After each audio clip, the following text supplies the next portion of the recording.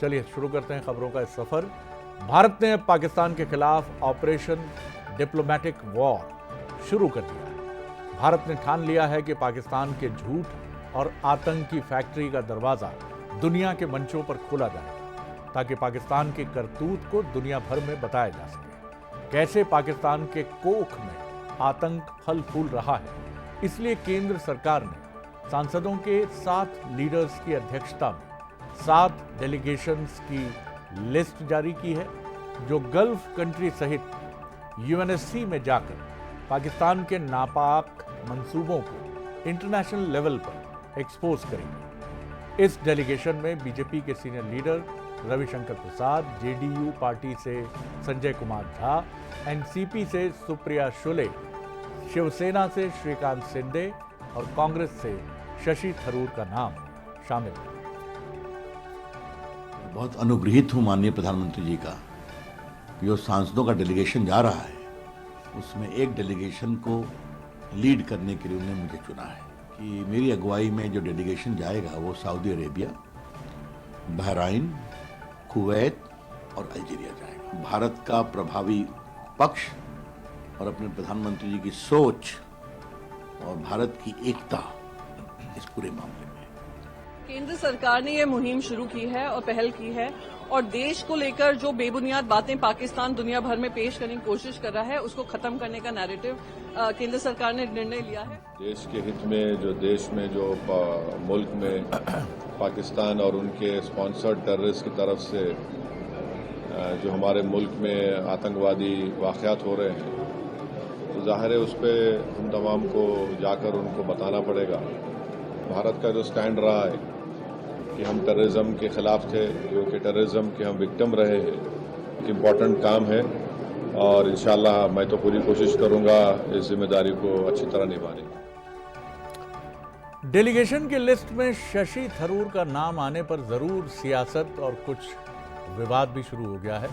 कांग्रेस ने ये कहकर सबको चौंका दिया कि पार्टी ने केंद्र सरकार को जिन सांसदों के नाम का पैनल भेजा था उसमें शशि थरूर का नाम नहीं था, जिस पर कांग्रेस नेता जयराम रमेश ने एक्स पर पोस्ट करके सवाल भी उठाए और कहा कि कांग्रेस ने डेलीगेशन के लिए 4 सांसदों का नाम मांगा था, जिसमें कांग्रेस ने आनंद शर्मा, गौरव गोगोई, डॉक्टर सैयद नसीर हुसैन और राजा बरार के नाम दिए थे।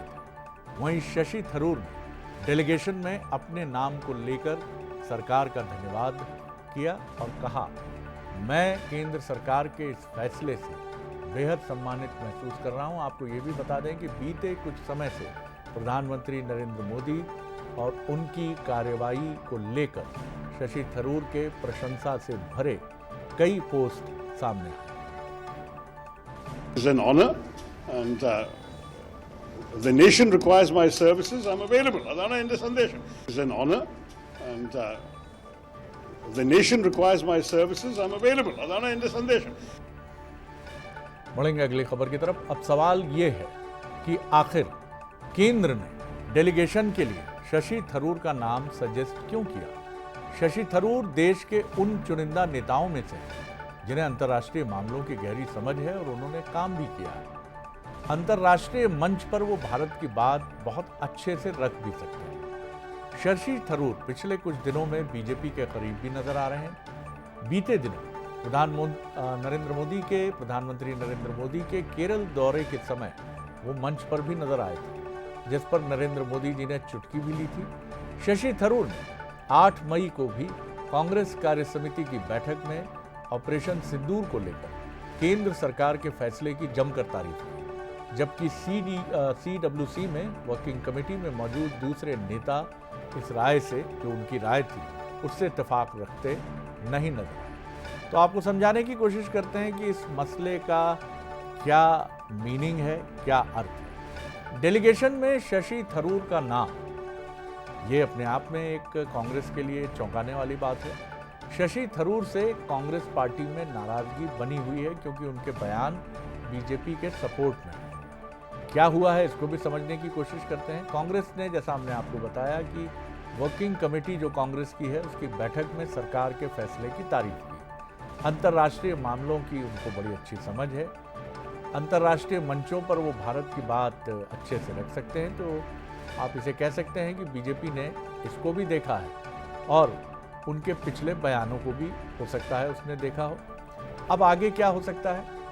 बीजेपी से बढ़ सकती है थरूर की नज़दीकियाँ, और कहने वाले राजनीतिक समीक्षक इससे भी इनकार नहीं कर सकते हैं कि कोई बड़ा राजनीतिक फैसला बीजेपी में शामिल होने जैसा वो भी हो जाए तो राजनीति में कोई आश्चर्य की बात नहीं।